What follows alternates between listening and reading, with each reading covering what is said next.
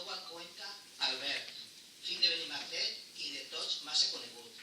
A l'esquerra, Pau Giner Ballarte, no menys conegut, president de l'Associació Cultural Poble de Benimaclet i autor del llibre en qüestió. D'estos dos personatges parlarem després.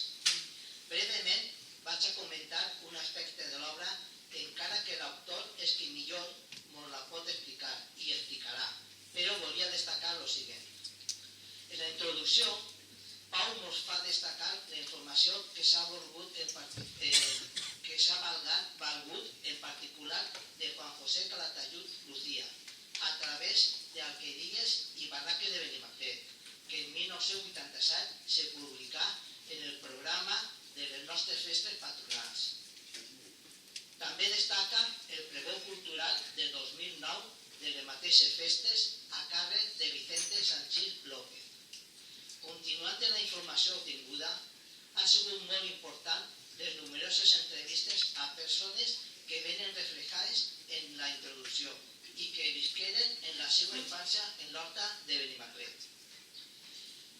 Comença Pau a relatar i nomenar a partir de la reconquista de Jaume I i continuant en el segle XVI, fins als nostres dies. Una curiositat, quan Benimaclet ja és poble, és que els habitants de l'horta sempre varen estar vist com a diferents per als del poble. L'autor ha considerat com horta de Benimaclet aquella que va pertenèixer a la seva jurisdicció eclesiàstica. Destaca que aquesta horta tenia 4 camins que la travessaven: Farinós, Vera, Les Fonts i Senda de la Carrasca. Ens fa una molt detallada descripció tant dels camins, de les alqueries i de les famílies que les habitaven, així com de totes les seves característiques, tant d'orografia com límits i fetges, etc. A aquests camins ha añadit part del camí del Cabanyal, de trànsit i una zona que limitava en l'horta de Sant Llorenç i els Orriols, junt al camí nou d'Alboraya. Algo en lo que l'horta no pot viure sense elles són les séquies. Aquestes estan reflejades en aquest apartat, que són la de Mestalla i la de Rascanya, provenint ambes del riu Túria. Destaca també la de Vera, que naix en la de Rascanya i rega la major part de l'horta de Benimaclet. A més de la descripció de les séquies, també ho fa de manera molt exhaustiva tot el que correspon a elles, així com els molins i posteriorment els motors. A continuació, Pau fa una interessant reflexió sobre el futur de l'horta. El següent apartat tracta dels camins de Benimaclet en la premsa antiga, des de 1890 fins a 1920, en diaris o periòdics com El Alicantino, La Libertad, Les Provincias, El Pueblo, La Correspondencia y El Diario de Valencia. Después de estos artículos, el autor nos mostra 2 minuciosos cens de l'horta, un de 1880 i l'altre de 1920. En ells enumera les vivendes, així com les persones que les habiten i la seva edat. Per acabar, comentar que el text del llibre va acompanyat de 220 fotografies que ens certifica tot el relatat, així com ens recorda vivències de la nostra joventut. Si vostè m'ho permetisse, voldria ressaltar la perfecta i cuidada maquetació efectuada per el propi autor i el que considere més important, la exhaustiva informació que Pau ens fa quant a fetges, personatges o famílies i característiques d'esta horta de Benimaclet en totes les seues variants. A continuació, breument nomenem qui és Cristóbal Cuenca. Ha sigut regidor de l'Ajuntament de València, llicenciat en Dret, gestor jubilat, va ser president del Centre Instructiu Musical i és un dels fundadors de l'Associació de Poble de Benimaclet. Donem pas a Cristóbal.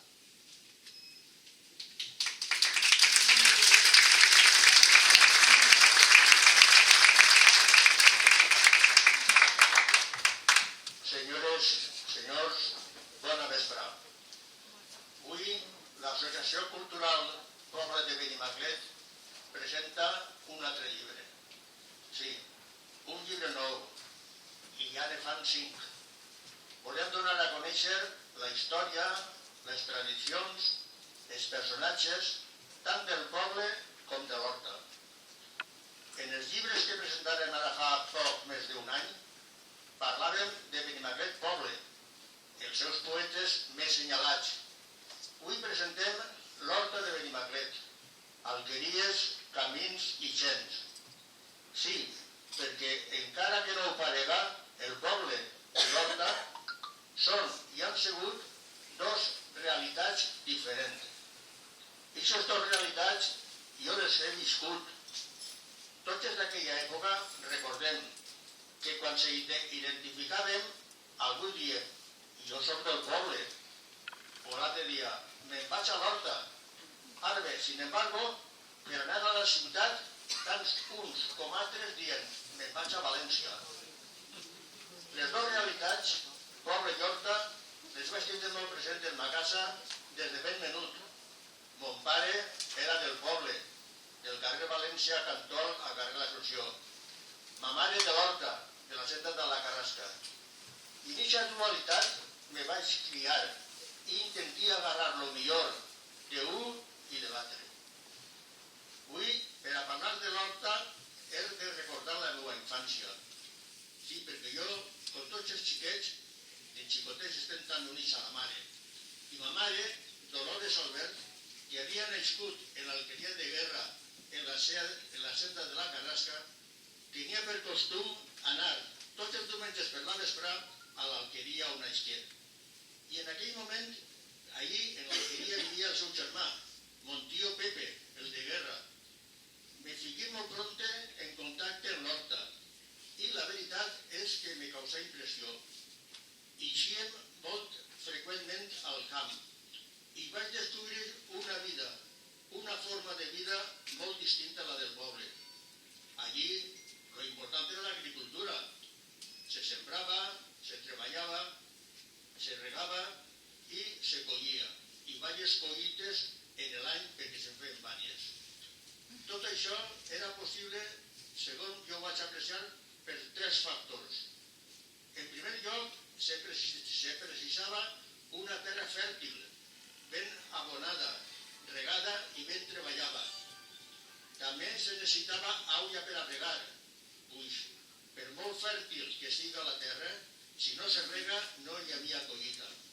Però tot això no era res sense un tercer factor, que per mi me pareixia el més important, que és el llaurador. Com he comentat, la família de ma mare tots eren llauradors. Jo veia que en totes les alqueries per les que passava i estaven alrededor se dedicaven a lo mateix. I sempre vaig tindre la sensació de que aquella forma de vida era única i molt agradable. Sempre se repetien els tres factors: terra, aigua i llaurador. Des de ben menut m'embaravillava com arribava l'aigua a tots els camps, als grans i als xicotets. Tots tenien aigua i possibilitat de regar. Me preguntava com estava jo tan ben organitzat, com era aquest sistema de regadiu. I d'aquí m'enterí que en cada sèquia hi havia una tanda-or. I a la tanda-or anaven els llauradors a sol·licitar torn per a regar i la tanda-or, que es coneixia tots i les seues necessitats d'aigua, es posava un darrere de l'altre en ordre i tots tenien possibilitat de regar i tots regaven. Al fer-me més majoret, comencí a interessar-me més per l'horta i prompte trobé estudis escrits estudiosos que parlaven d'ella, sobretot sabent que els romans fundaren València des d'una terra fèrtil ja fa més de 3.000 anys, però que foren els àrabs ells els que perfeccionaren els sistemes de reg. En els documents àrabs, quan varen vindre a València, trobem descripcions de la nostra terra. Ells, la majoria, diuen: si paraís en la terra ja, està en València. I uns altres diuen: està rodejada de rius i hortes, les aigües corren en totes direccions, els pardalets canten sense parar, només aspira l'aroma de les flors. I un altre escritor que trobí també dia: la llum de València és més diàfana, sempre no hi ha res que li torbe, ni a la ment ni a la vista. El seu aire, a més, és molt sa. Té la mar molt pròxima i la terra molt espaiosa. Pareix ser que quan va córrer la invasió àrab, els que van vindre a València no eren àrabs pròpiament dits del desert d'Aràbia, sinó eren gens de Síria, de Líban i egipcis de la vora del Nil. Estos pobladors, mediterráneos con nosotros, eren llabraors, conreaven la morera i la serra, i així portaren les moreres i els cucs de seda.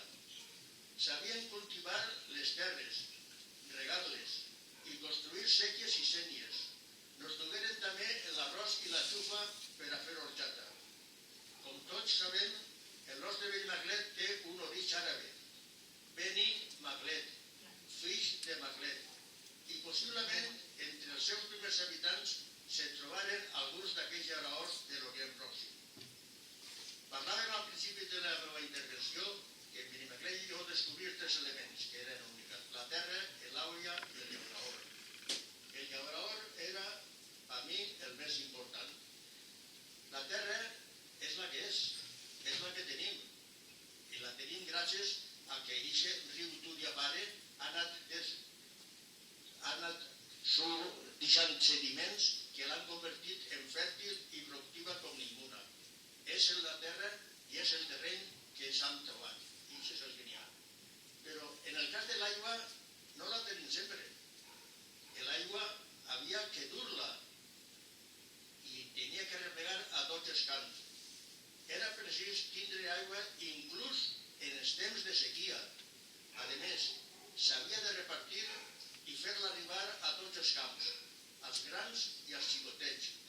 S'ha de compartir entre tots els llauraors, perquè l'aigua no és de ningú en particular, i és de tots.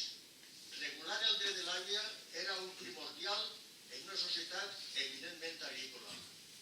L'horta de Benimaclet, com tota l'horta de València, està surcada per una sèrie de seques mares, braços, sequiols i sequioletes que proporcionen aigua, com hem dit, a tots els camps del terme. Tot aquest sistema se va construir en un temps no hi havia tecnologia. Ara tenim molts estudis, n'hi ha topògrafos i n'hi ha una quantitat d'entesos en qüestions de medir i de repartir. Però per a repartir justament l'aigua entre els llauraors s'utilitza una fórmula molt senzilla en la distribució de les aigües. Tots els regals d'una séquia són propietaris en comú del caudal de la séquia. Cada un té dret a l'aigua que li correspon en proporció a la terra que té. O sigui, l'aigua està unida a la terra, sense que se pugui separar d'ella. I per això, el que ven un camp, ven la propietat del camp. També ven el dret de regar i l'aigua que li correspon. Les séquies que reguen els camps de Benimaclet són, com han dit, la séquia de Mestalla i la de Rascanya. Cada séquia té una màxima autoritat, que és el síndic, que a més forma part del Tribunal de les Aigües. La séquia de mare de Mestalla se divideix en molts ramals o sequiols per a que l'aigua arribi a tots els camps. Aquestes séquies, quan jo era xicotet, anaven molt trams descobertes. Eren diverses les que atravessaven el poble. Discorrien d'oest a est, o sigui, cap a la mar. La de Alegret venia dels Orriols i tenia un motor a l'altura de la granja, en el carrer Torreta de Miramar. Continuava a l'horta pel carrer Alegret i donà nom al carrer. Una altra, la de les Files, era la que anava per lo que ara és el carrer Soledad Domènech i el de les Fraules, a l'altura d'on està ara el col·legi del Claret, junt on també estava l'antiga alqueria d'Albenar. I allí, precisament, n'hi havia un motor. Però tal volta, en aquell moment, la séquia més significativa per als del poble de Benimaclet era la que venia pel carrer Martí i continuava per el carrer l'Assumpció cap a la plaça de Benimaclet, i allí s'alimentava d'un ullal. Un ullal en la plaça, sí, i se supon que allí nacional de Benimaclet, perquè els assentaments urbans se van constituir a la vora d'Unià Baoia.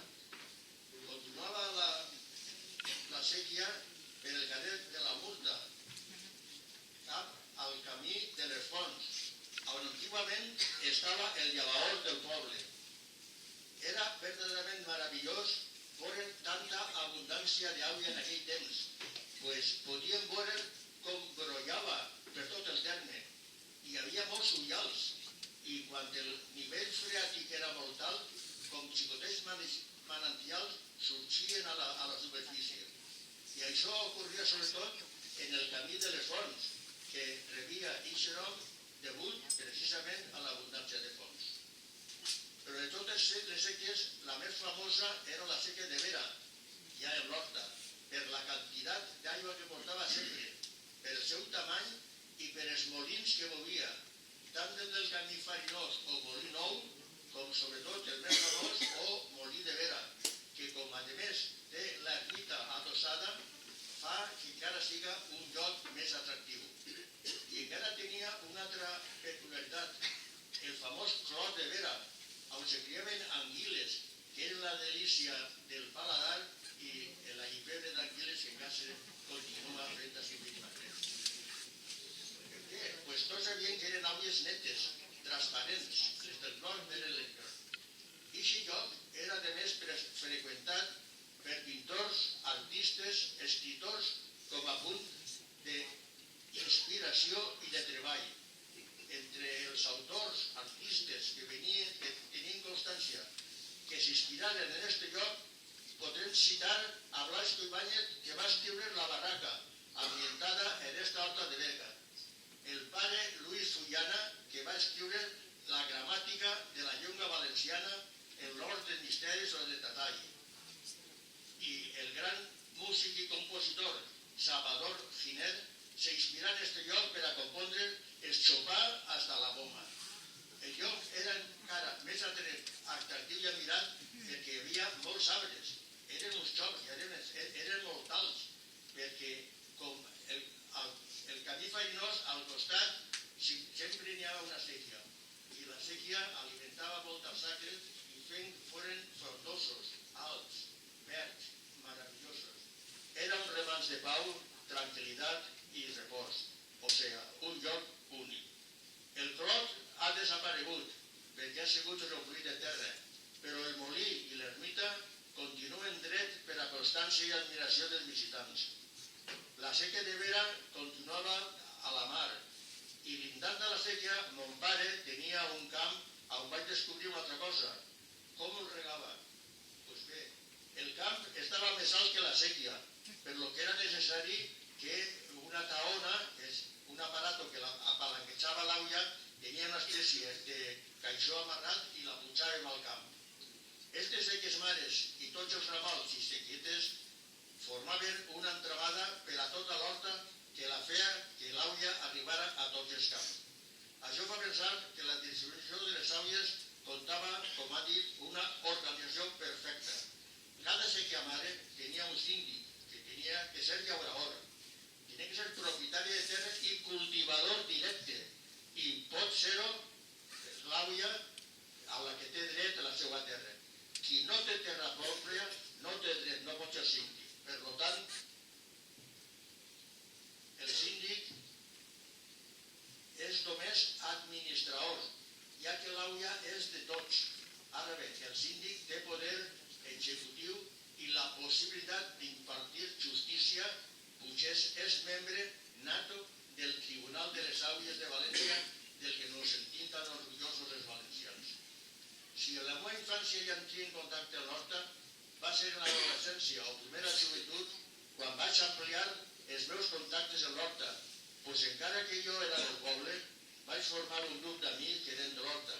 El meu cosí germà, Pepe, el de Guerra, Vicent, el Roger de Cabercent, Pepe també d'Alqueria Ximeno. Tots eren d'Alqueries prop i de la família de ma mare, que era la família Guerra, l'Alqueria Guerra. En les alqueries també n'hi havia aigua. Totes tenien bomba o pou. Així disponien d'aigua per a casa i per als animals. En totes elles tenien sobretot gallines, conills i animals, a més de porcs. Ara que nomenen gallines i conills, també era possible que en les cases del poble també se criaven conills i entonces era molt freqüent veure que els veïns del poble eixien a l'horta a fer herba pels conills i també eixien a espigolar després de que les collites havien sigut replegades ja per els llauradors. Ja he dit al principi que mon pare era del poble. Els del poble eren més comerciants, eren de diversos oficis i tots tenien feina. Doncs bé, això no vol dir que estaven tancats a l'horta, sinó que també estava en el seu punt de vista. He dit al principi que conegué l'horta de Benimaclet des de molt xicotet per ma mare, que era filla de l'alqueria de guerra. Però també mon pare, que era del poble, tenia contactes en l'horta, doncs encara que era carnisser, i en la carnisseria la tenia en el seu del poble, també tenia un puesto de carn en l'horta. I també uns altres carnissers de Benimaclet també tenien puestos. Mon pare, concretament, el tenia en l'alqueria del Besó, on diversos dies a la setmana se desplaçava a vendre carn en el puesto que tenia a l'alqueria. Jo moltes vegades l'acompanyava i vaig conèixer també tota l'horta del camí farinós i comprovar d'una manera agradable que tenia les mateixes característiques de l'horta de la senda de la Carrasca, de trànsit, que era la que jo havia conegut en ma mare. I vaig veure que la de mon pare era igual. L'horta de Benimaclet és tota igual i única. Recorde que eixíem de la carnisseria perquè era l'Assumpció on jo vivia, cap a la plaça. I pel carrer Puçol i Masquefa nos dirigíem a agafar el camí farinós, a l'altura de l'alqueria de Llanderner, Casa Barres. Seguint el camí cap al nord, nos acostàvem a l'alqueria del Saco i també al Mataor, molt conegut per mi degut al negoci familiar. En aquest punt, el camí girava bruscament a la dreta i ha flanquejat per arbres als dos costats. I deixàrem a la dreta l'alqueria, les barraques del Becangós, l'alqueria de Barba, Tabal, Patac i l'entrahort Zarzo Ballarri, on estava la casa de Ramonet Ballarri, en una filla del qual m'acabaria casant anys després. En l'entrada del Molinou estava l'alqueria de Bonora i a l'altre costat la de Sarso. En aquest punt el camí ha de creuar la séquia de Vera i allí és on està el pont de pedres que el camí farinós el passa perfectament. I des d'ahí fins a prop de Vera, d'Ermita, el camí farinós se converteix en frontera entre Alboraia i Benimaclet. Els habitants de la banda esquerra del camí, encara que civilment foren habitants d'Alboraia, sempre se consideraren de Benimaclet. Així el camí havia de passar el pas a nivell de la via Xurra, que estava vigilat per una guardabarrera. En esta via portava molts habitants d'Aragó. Era el tren de Saragossa a València.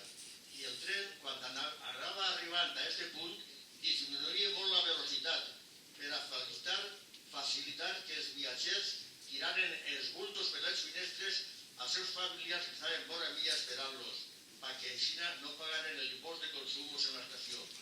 Eren diverses les vies que creuaven l'horta de Benimaclet, a banda de la via Xurra.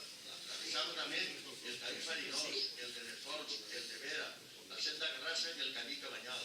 Entonces, hi ha que recordar que només el camí Vera i el camí Cabanyal estaven asfaltats i els altres camins que he anomenat eren de terra. També estava el trenet al Grau, que atravessava el camí de Benimaclet, el camí Vera i la senda de la Carrasca. Per últim, el de Barcelona, la senda de la Carrasca i el camí de Vera i el de Farinós i a prop del mar. Continuem pel camí Farinós i tornem on està l'alqueria de Figuero, la del Cercolat i les de Montrós. Ja havíem arribat a Casa del Besó, on ja tenia un pare parla de carn. Casa del Besó també tenia una espècie d'ultramarinos i venia tots els productes com si fuera comestibles, tots els productes de l'horta per tot el veïnat d'aquella zona. El camí continuava cap a la mar, Barraques de Caldera, la casa d'El Guió i Martí, passant per la font del Borriquillo i arribant a l'Hort de Tatall o dels Misteris, ja quasi en el Clot de Vera. I ahí també en el Molí de Vera tenia parat de car un altre carnisser de Benimaclet, Marcelino Giner. Sempre Benimaclet, Hort i Poble continuen vencent. El nostre camí continuava junt a la Seca de Vera fins a la mar, deixant al seu pas les alqueries de Pi, de Tonyina, Casamar i Pataques. Com podeu veure, encara que jo he nascut en el poble, l'Horta de Benimaclet ha marcat la meva vida. Desitge que este llibre que avui presentem ajudi a mantenir viva la memòria d'esta horta que avui està molt reduïda en extensió, però que és un tesor que no podem deixar perdre.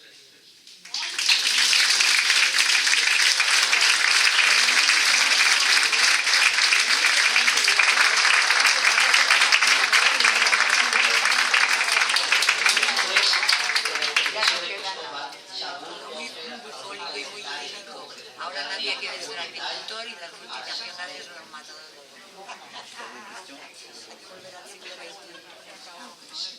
Anem a continuar l'acte.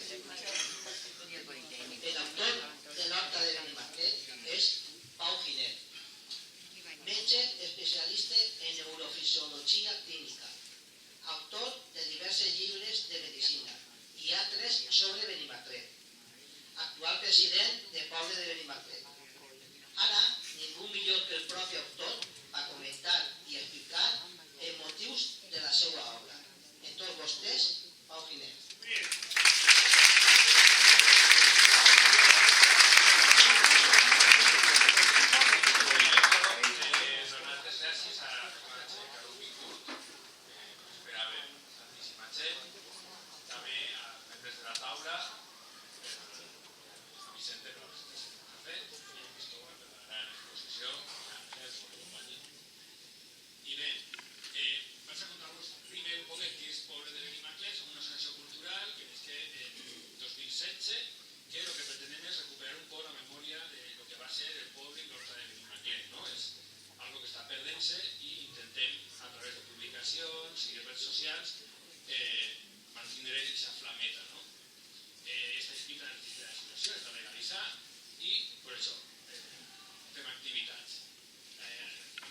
Ja 4 llibres i tenim un blog i estem en Facebook, en Instagram i en Twitter.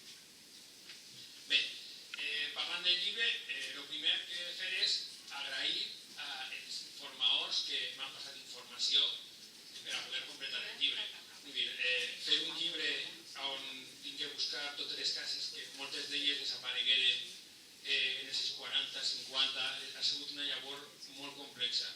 I gràcies a persones que alguns avui ens acompanyen, que és possible, no? El Camí Farinós, a les germanes Vallat i Palau, a Toni Senent, de Calqueria del Saco, a José Ramón Alcoriza, de Casa del Pi, a María Amparo Dols i la seva filla, Amparo, no dirà si Samano, Amparo Furió, de Casa Tollina, Amparo Dols, de Casa del Ratat. En el Camí de Vera va ser molt important la col·laboració de Vicent Sánchez, que ja ha faltat, de Casa del Blanco, i Amparo Panats, de Casa Cucaleta. En Senda de la Carrasca, Amparo Melià i el seu fill Juan Picarles, de Casa Pastrana, i Aurora Serra.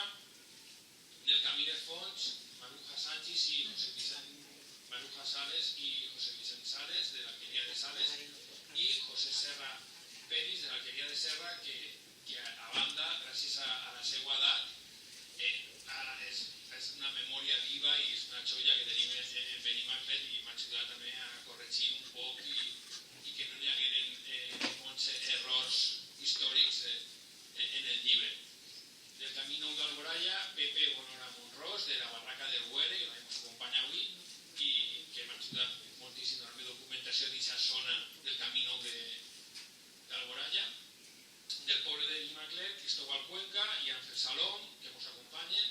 De la partida de Masquefa d'Alboraya, Manuel Pardo, de la Federació Cultural, i ell també va treure molta informació de Concha Zarzo, de Casa Bolera.